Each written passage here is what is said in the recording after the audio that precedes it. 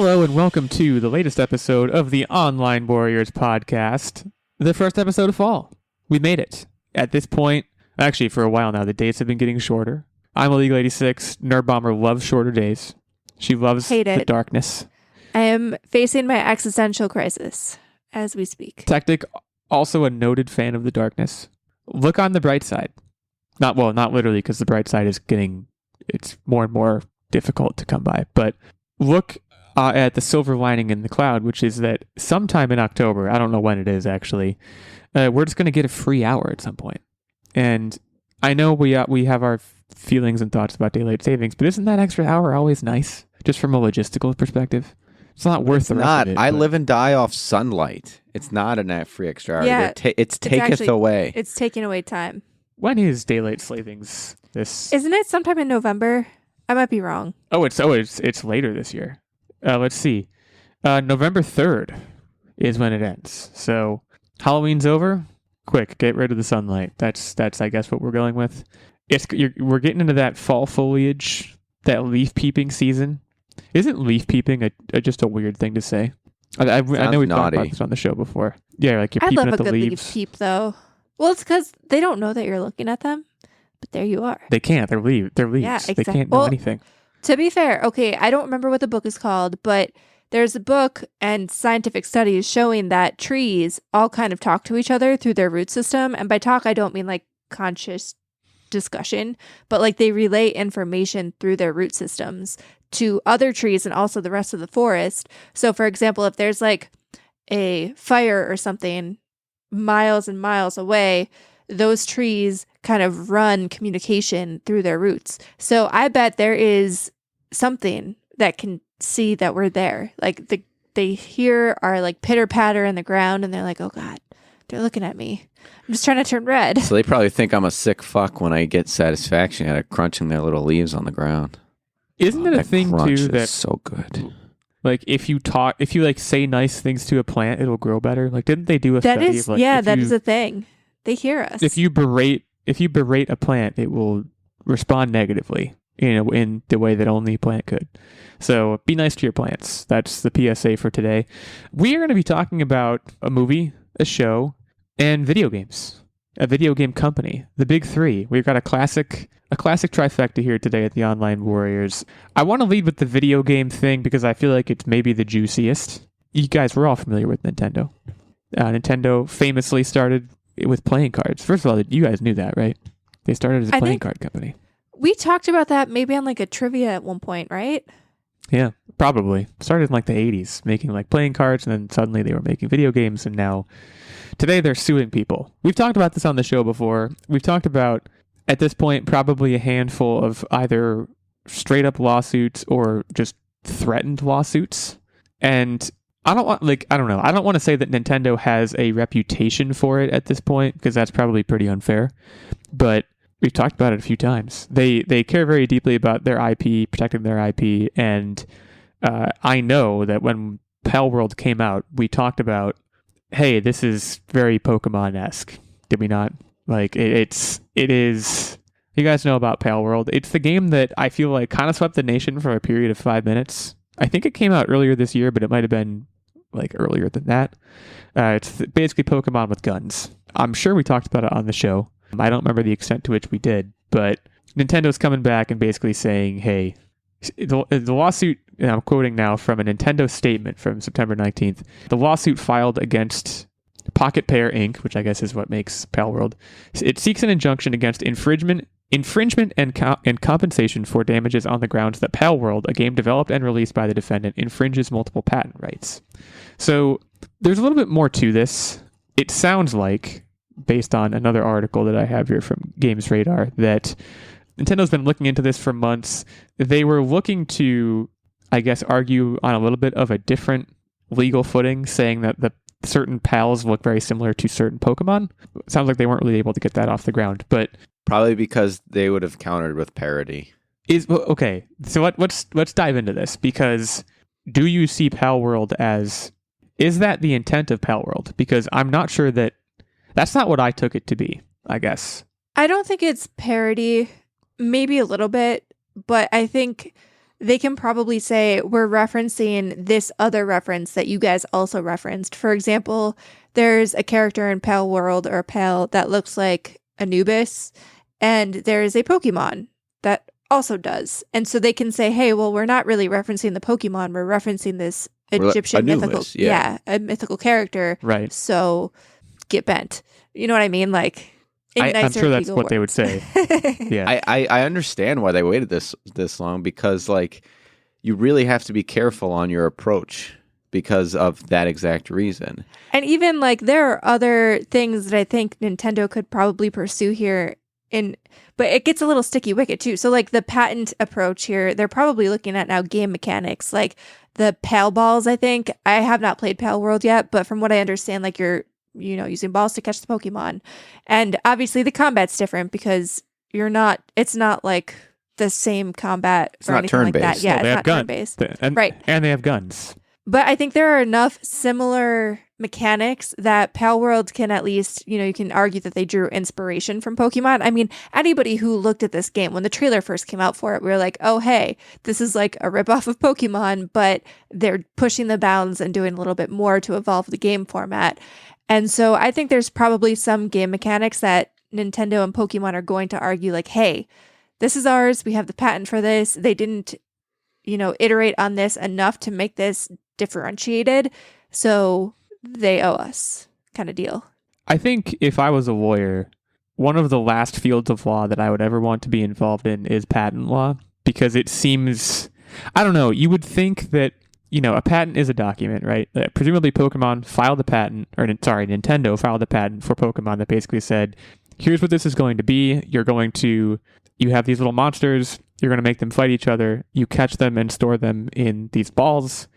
And like, they can spell a lot of things out about what the mechanics of the game are going to be, what the story of the game is going to be, what the narrative structure is going to be, or I guess just general stuff like that. But I feel like with things like this, there's always going to be a question of where does it end? Like, can games not exist that have little monsters in them? Like what is the thing that pushes it over the edge, I guess, into being a legitimate lawsuit? Like, Nintendo is not making this move without lawyers telling them, hey, you have a really good case. So there certainly is something to this. There's no taking doubt. the patent approach is like the whole basis of why patent trolls exist. There are these people that have a bunch of vague patents and then just sue people for quick monies. And like, if you're a big enough company that can just bury someone under this patent infringement, like, it doesn't even matter how like close or far it is from the original IP. And that's what's fucked up about the world. So you're saying it's just a function of legal strength, so to speak? Just In Nintendo has case, all these yeah. lawyers and they have all these patents. Because there's been therefore, way don't come anywhere weaker- near them. There's been way weaker patent cases that has won by the bigger company because of this kind of shenanigans that exist today. And like, to be clear, I'm not saying that Nintendo is wrong here. In fact, I think it's more likely than not that they are quote unquote right, in whatever sense you can be right in this situation where, like I said, Nintendo's not going to do this. They're not going to go down this road unless they feel like they have a real case. And we don't really know what the contents of the patent is. For all I know, that's public information. We could go look and see what the Pokemon patent says exactly. I would bet that there is something in there that is a proverbial smoking gun that they can point at and say, Palworld took this. And it like you said, it goes beyond characters and monsters that may or may not have common ancestry. It probably goes to some fundamental concept. We'll see how Pocket Pair responds. I will say that if I was Pocket Pair back when I was developing this game, you probably could have seen this sort of thing coming a mile away. I don't know that this is a super surprising piece of news. Here's my follow-on question to you. Is this not just capitalism? They took an idea and made something better to be competitive in that space. Is it better? That's your opinion. I think a lot of people think that that Game Freak has been iterating on the same thing and not really doing anything innovative in a long time. I think that they could have differentiated themselves a little bit more, though, and I think that's what Nintendo is going to argue. Because, to your point, the whole point of innovation sometimes there aren't these big leaps, but sometimes it is just taking a formula and making it better. But I think, obviously, I don't think they're going to be able to go down the road of like, this Pokemon looks exactly the same as this pal, but they knew what they were doing. Like, they made it so close to Pokemon, minus some of the like new game mechanics that they introduced, that they were almost inviting this. And I think maybe if it was a slightly different game, I mean, we've seen similar things. Like, look at like Monster Hunter. It's not the same exact concept, but it's kind of ish close. Like, I don't know. I feel like there's different ways to. I don't know if Monster Hunter was the right thing that I wanted to reference there, but like, I think Pokemon and Nintendo's point is that this was stepping a little bit too close on their territory.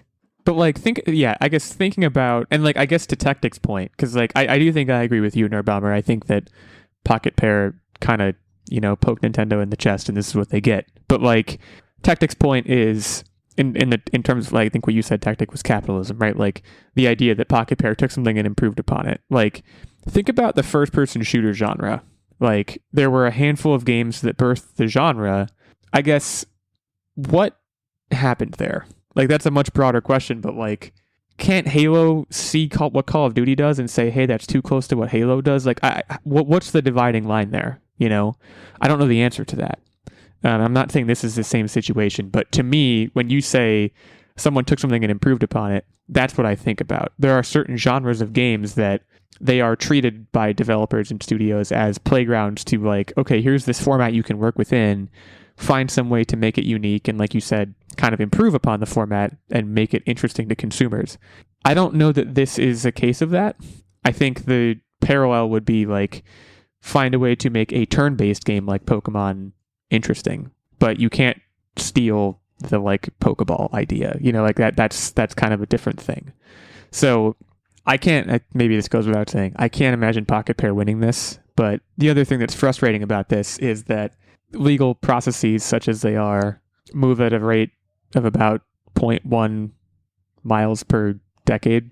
So we're probably not going to hear anything about this for, I don't know, it's tricky because there won't be a decision on it for a while, but I don't know how this works with like, if it's in contention, does Pocket Pair need to take the game off of marketplaces? Like, I don't know how that really works. There isn't any information about that right now.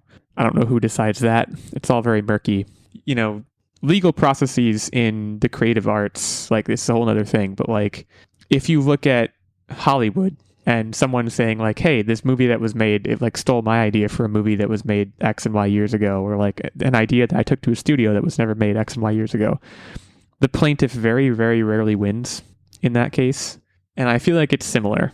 So I guess I guess in this case, Nintendo is the plaintiff. But in the case of Hollywood, I'm talking about the plaintiff being like not the big daddy studio that like gets everything done. In this case, Nintendo is obviously the big daddy studio. So I kind of feel like they're going to win this. Maybe that's not correct. If there are any legal experts out there listening to the podcast, let us know. I think Pocket Pair is probably screwed. Do you guys have a differing opinion? Techtic, whether or not you think it's right, do you think Pocket Pair has any chance here? I think they have a case. I really do. And call it my naive optimism, but I think they do have a chance. Nerdbomber, any forecast here? It's really tough to tell. Like you said, within the arts, it could so easily go either way. And I feel like you were saying before, patent law is so nebulous and undefined. Like, it's defined, but like, it's kind of subjective in a way.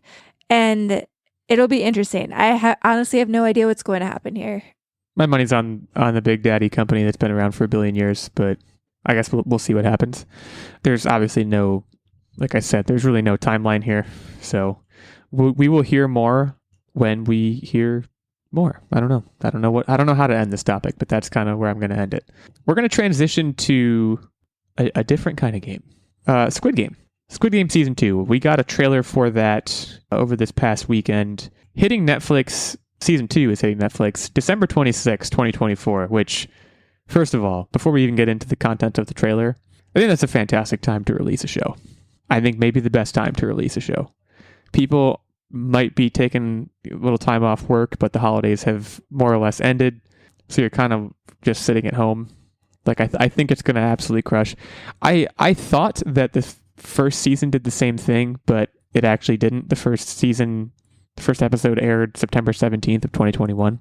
So I don't know. I think it's very smart to do a December 26th thing, but getting into the actual content. Now, first of all, disclaimer. I think, have talked about Squid Game a fair amount on this show. I watched bits and pieces of the first season, but I didn't sit down and watch it all the way through. So I know the gist of what goes on, and I know the gist of how it ended.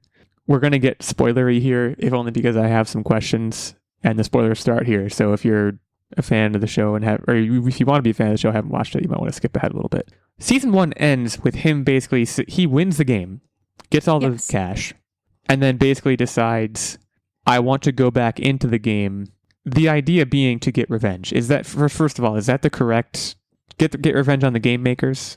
Is that the idea here? Okay. I think that's kind of how this entire trailer frames the new season, is that he's going back in, but he is trying to take them down from the inside, which seems hard to do. Right? Like, I have so many thoughts. Like, you have all this money now. I feel like the better way to do it would be to try to be like, okay, I want to join you as one of the game makers because I really loved, like, I think this experience was great or something. Like, I'm going to join you as one of the game makers, and then you take them down from the inside that way. I don't know how much you can do as a contestant in this shady underworld, like, black market game scenario. Like, I don't know what you can do from inside the game. I don't understand. Plus, he had the perfect in. Like, he became chummy with the main guy, and he could have been like, wow, this is really life-changing. Thank you. I want to be a part of this.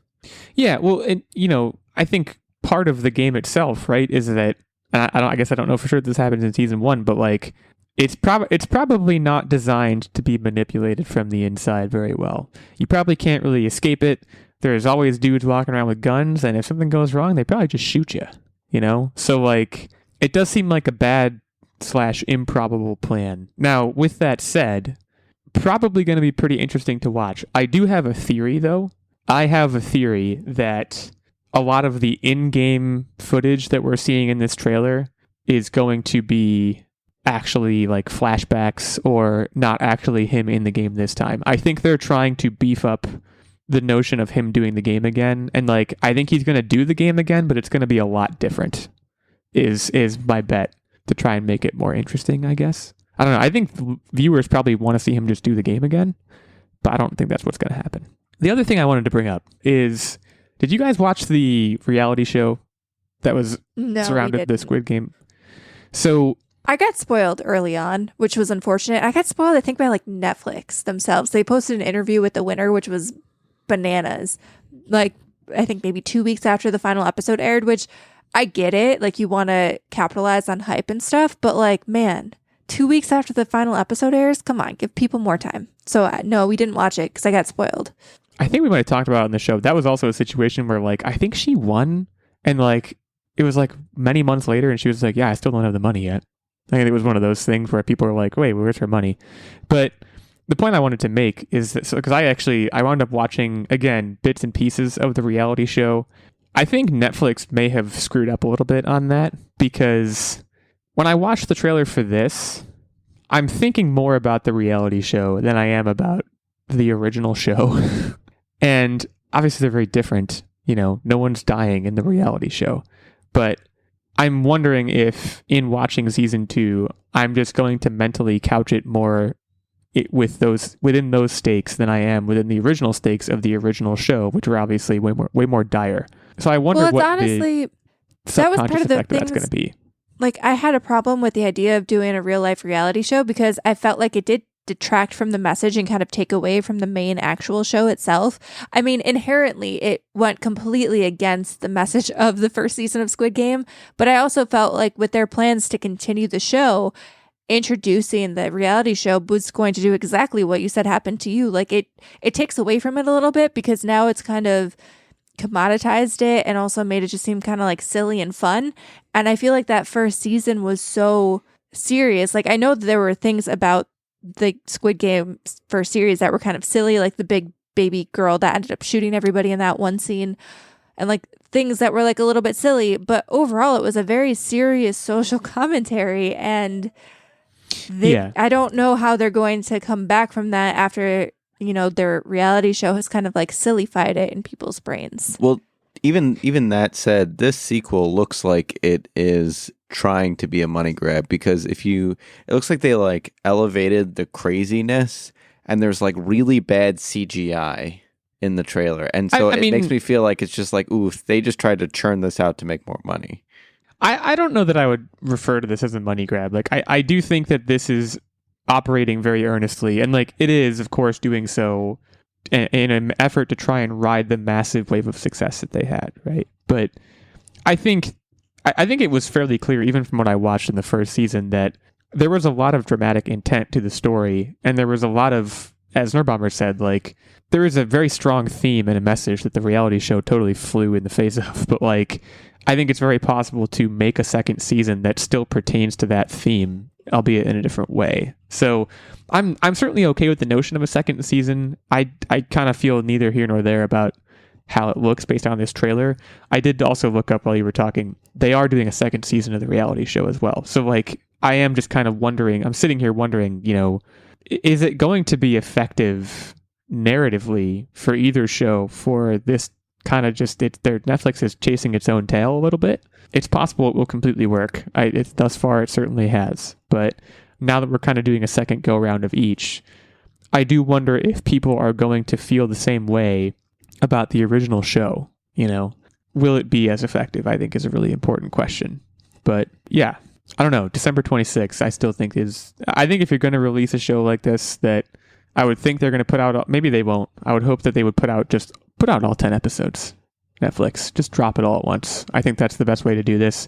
Make it the thing that people are talking about in a time where people are maybe more online than any other time.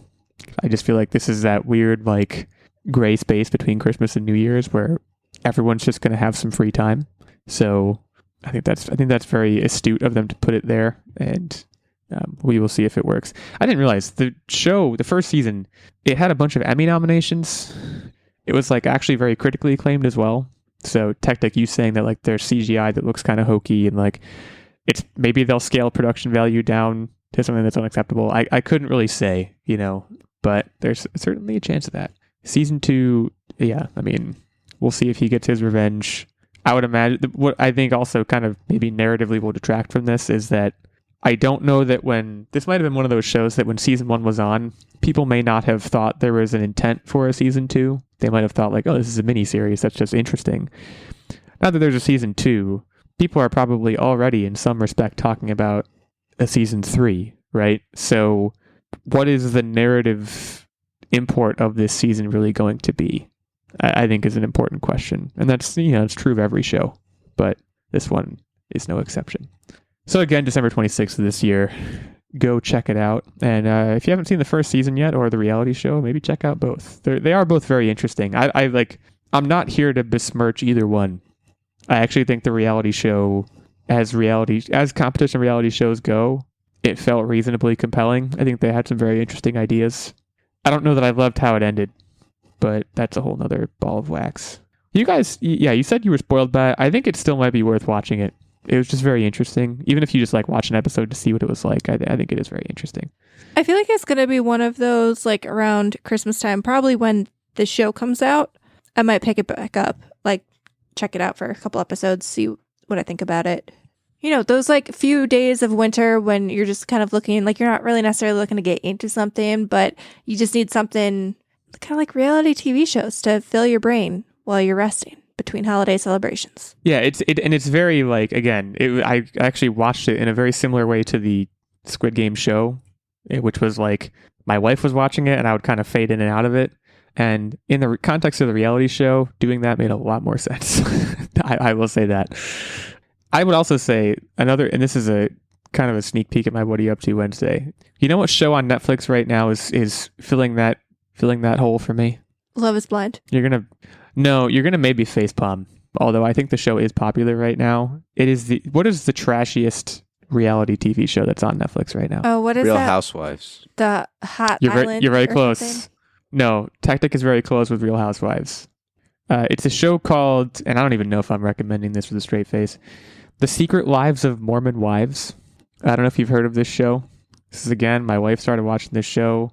You ever had your significant other watching a show and you walk by and you're like, I'm not interested in this, or even like, that's ridiculous, and then like 10 minutes later you're like, why is this character doing this thing? Or like, I guess in reality shows. Why is this person doing this thing? And you start getting invested. I'm not proud of it, but that's where I am with the Secret Lives of Mormon Wives. So I guess that's kind of my What Are You Up To Wednesday or part of it. But for the moment, we'll transition away from Squid Game and head into our break before we come back to talk about Mickey 17. But before we head into our break, and before we talk about Mickey 17, we need to talk about Stephen Keller. Not for any other reason besides that he is fantastic and he is our Patreon producer. Stephen supports us at the night level on our Patreon. That's the highest of our 3 levels of support over at patreon.com/OnlineWarriors podcast. Yeah, Stephen's great. Stephen supported us for a while now on the show. He's coming on the show soon. He's getting a guest spot as one of his many benefits as our Patreon subscriber at the highest level. He also gets this producer shout out. He gets weekly input into the game segment and, of course, access to the monthly secret segment and the monthly vlog. This monthly secret segment was a pretty good one. We just recorded it before this episode. We're talking about alternative names. I don't know if that's a good tease or not, but that's the best tease I've got right now. So if you're interested in that, you can subscribe to us at the night level. There's also a Squire level, which is the second level. It still gets you access to that monthly secret segment and the monthly vlog. And there's also a page level, which gets you access to the monthly secret segment. So you can head over to patreon.com/OnlineWarriors podcast. Give us a look over there. Consider giving back to this show, keeping us going here, if you like what you listen to, or if you don't and you just like spending money on things that you don't like, which I would find very confusing, but do you, I guess. Thanks again to Steven, who hopefully does like us, and we will come back shortly to talk about Mickey 17. Welcome aboard Too Vague Airlines. We're cruising here at 40,000 feet. That might be too many feet, but what do I know? I'm not really an airplane. I'm a podcaster. Actually, I'm a co-podcaster. I'm the co-host of several episodes of the Too Vague podcast. If you haven't heard it, you're missing out. Check out the Too Vague podcast. Any place podcasts do whatever they do. Ladies and gentlemen, the captain has turned off the fasten seatbelt sign. For your continued safety, Too Vague Airlines requires that you keep your seatbelt fastened at all times while seated. But while you're seated, you can tune into the Too Vague podcast, TWOVAGUE, on your favorite podcast services and enjoy the flight. All right, we are back to talk about Mickey 17. This is a trailer we got last week for a movie. Bong Joon-ho is directing this movie. He wrote it, directed, he's co-producing it. For those that do not know, Bong Joon-ho, well, certainly known for a number of other movies. I think probably his most famous movie here in the States is Parasite, which won Best Picture, it looks like in 2019, it won Best Picture. Fantastic movie if you guys have never seen it. I've also seen Memories of Murder, which is fantastic. I know a lot of people like Snowpiercer. I've never myself seen it. Responsible for a number of other movies. I think he's a fantastic director, and he is teaming up with our Pat Bat. Nerdbomber has called him in the past. I mean, Robert Pattinson. He's not Batman in this movie, although that would really be something. This is a movie in which Robert Pattinson, just to summarize the trailer, is signs up to be an expendable. That's the terminology used in the movie. Basically, he goes out and does dangerous things in space and on other planets, and it looks like potentially in combat situations.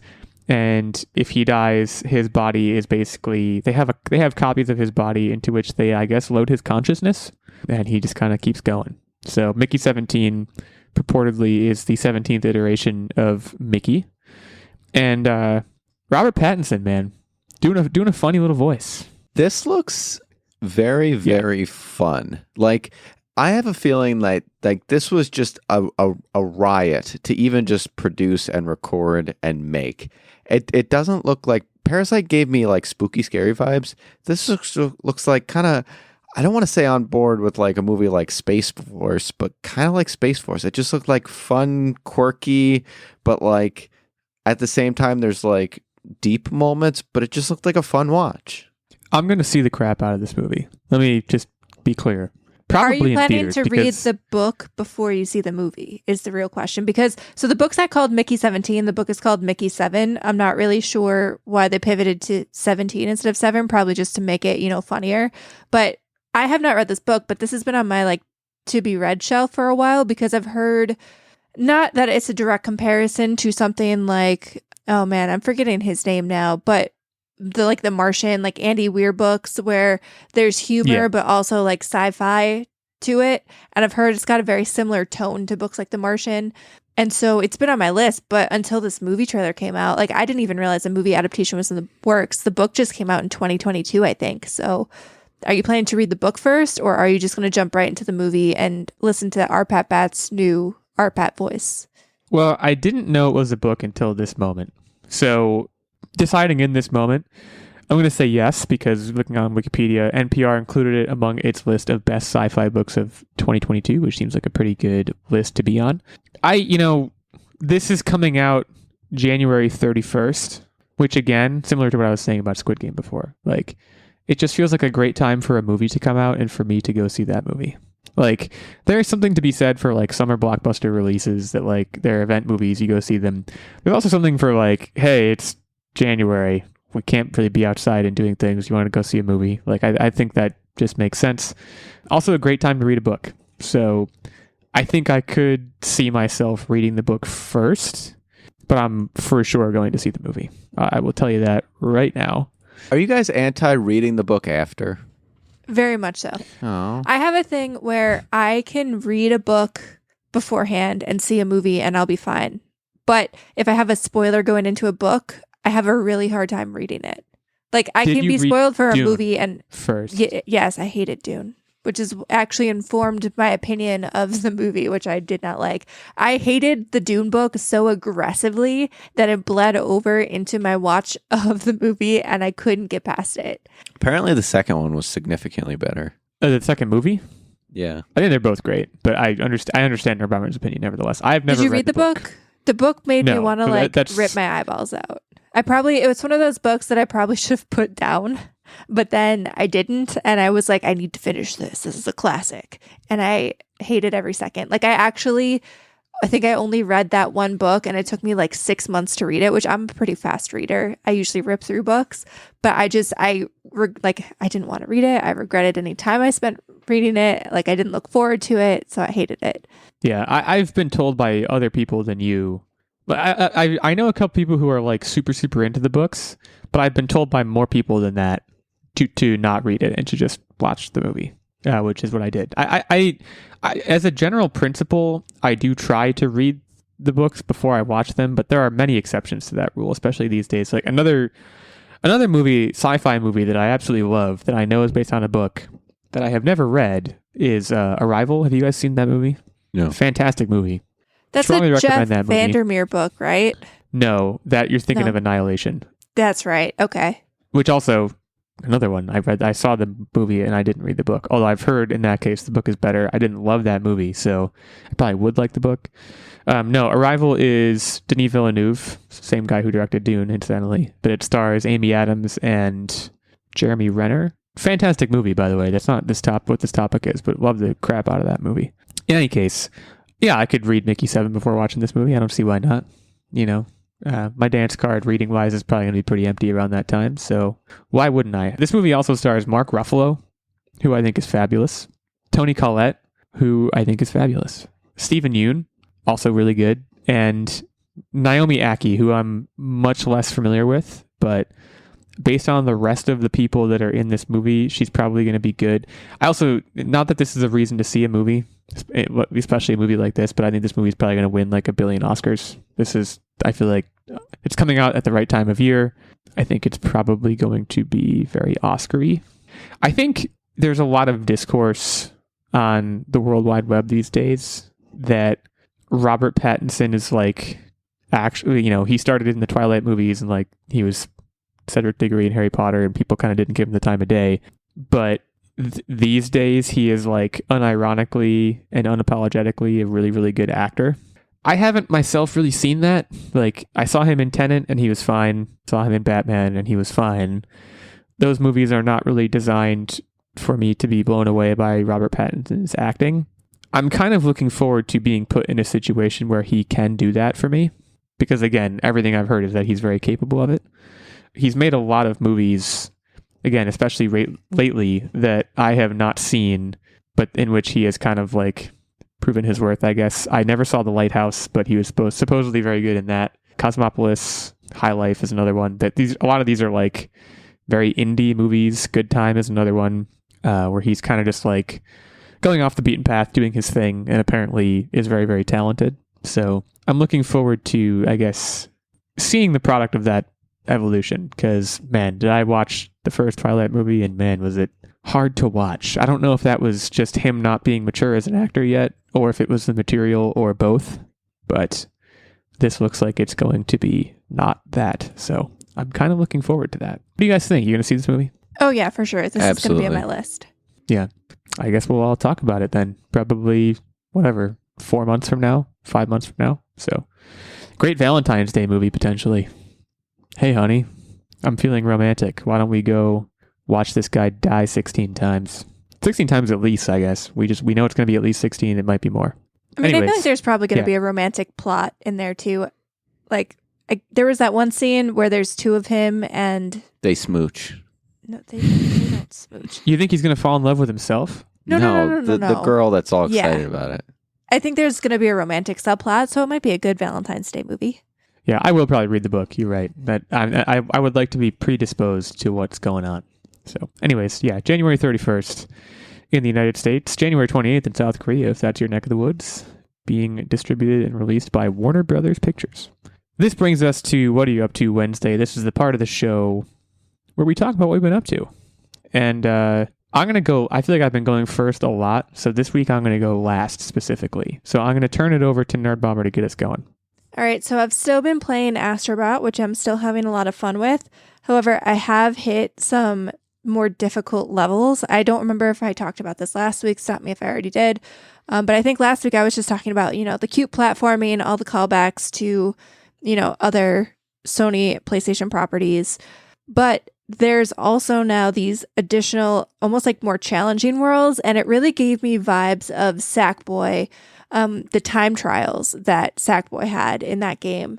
And it kind of feels like Sackboy walked so that Astrobot could run, or maybe it's just very similar and they're kind of on the same playing field. But essentially, it's just very difficult challenge levels. For example, you're on this armadillo going through a maze of spikes, and there's like laser beams that if you touch them, they kill you immediately. And it's just very difficult levels. And I think that kind of calls back to the old school platformers that felt really challenging. I'm not saying that the other levels in Astrobot are not challenging, but they're very achievable. Whereas, I mean, I don't know, when you go back and you think of playing like something like Super Mario or something like that back in the day, it was not easy. Like, you died a lot, you weren't guaranteed to get through a level, and you ended up grinding. I'm even thinking about like some of the old Sonic games. The first few levels of Sonic were easy, but as you progressed further through the game, like you would get to a point where things got hard, or heck, even Lion King.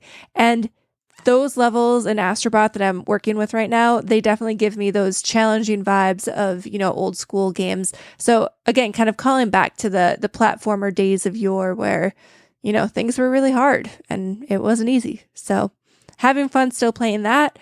And I also spent some time, we have new merch. So we have revamped the OnlineWarriors merch store. I guess kind of like an ad, but also something that I've been working on, We now have an OnlineWarriors hockey jersey. You guys know I'm a huge hockey fan, so it's almost hockey season. We have a hockey jersey now. There's notebooks, there's hats, there's the hoodies and t-shirts.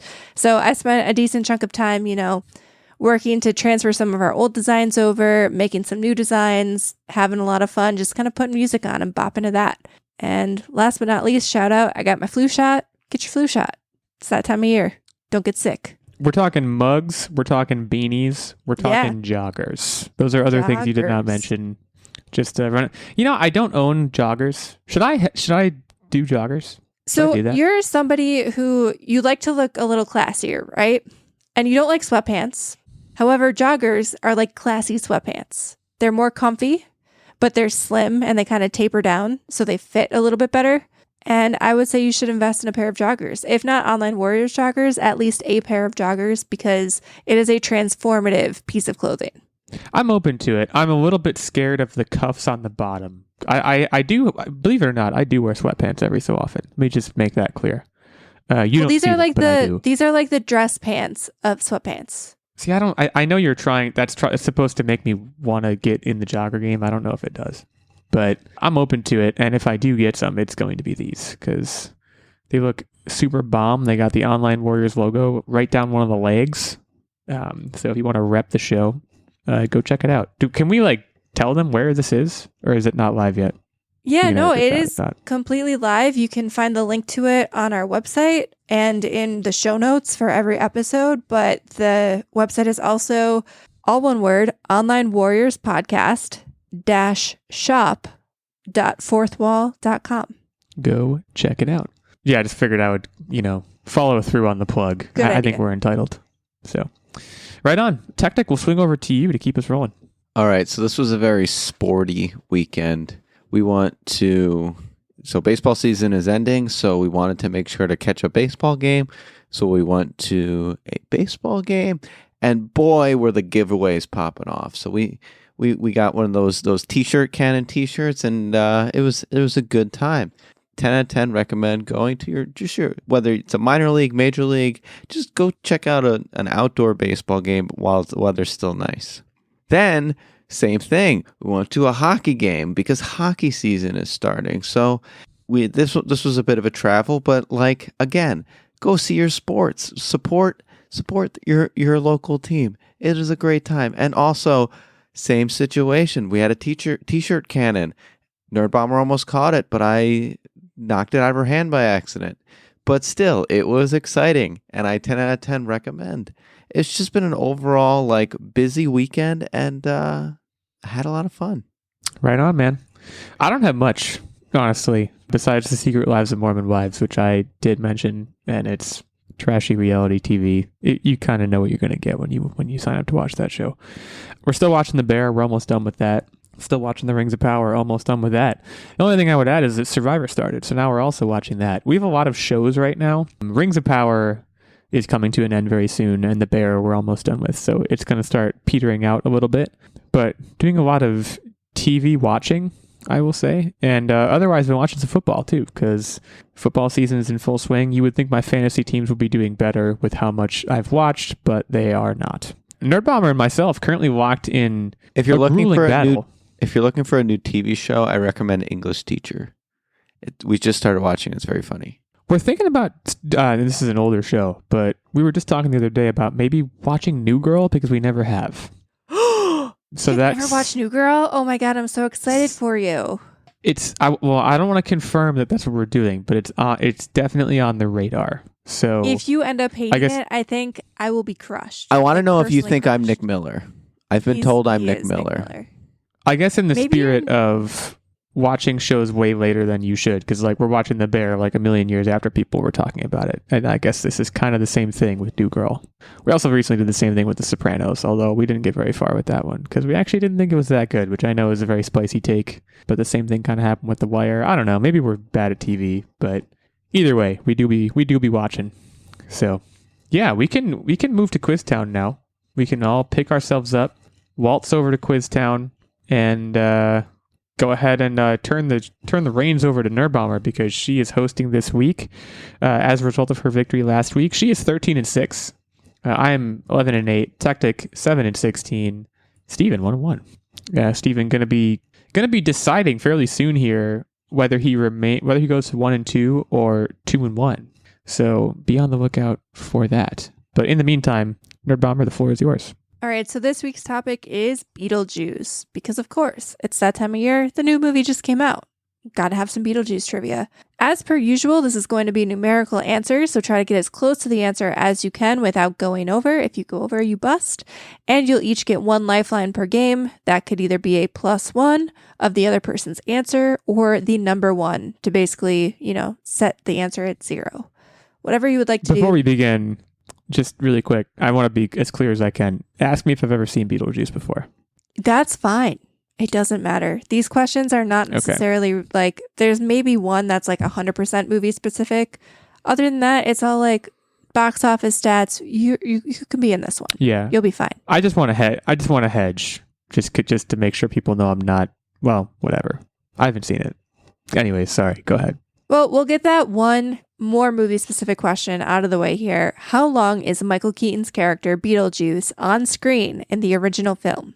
Okay, and I'm going to be going first because I have the better record amongst the two of us. This movie came out, I'm just going to vocalize my entire thought process here. This movie came out back in a time when it was okay for movies to be less than 2 hours long. So let's start there. This movie was probably a tight 140. Hour 40 to be clear, not 140 minutes. I would say this is also probably going to be one of those movies where he's on screen for a surprisingly low amount of time, like a Darth Vader situation. So I'm going to say 18 minutes. I know this fact. It is a very slow amount of time. I actually think you're pretty close, but I think you busted. So I'm going to say 3 minutes. Wow. If the bust rule wasn't a thing, man, Illeagle, you would have gotten this one. I was like 17 or something. 17 and a half minutes he was on screen. So very unfortunate. You were right on the money there, though. Like, what about rounding? That's butt cheeks. What about rounding? I'm sorry. It was a very specific answer. I accept the outcome. I apologize. That was rough. That was tough to watch. All right. These things happen. That's the only one where you really needed to have any sort of like movie knowledge. The rest of these questions aren't that in depth. They're more just like fun facts that you might not have known about the movie. So Beetlejuice was actually the first DVD that Netflix ever shipped out when they were, starting as a DVD shipping service. How many total DVDs, not just Beetlejuice, but total DVDs did Netflix ship in total before it ended DVD rentals in 2023? How many total DVDs, not just Beetlejuice DVDs? Yes. And they only ended it in 2023?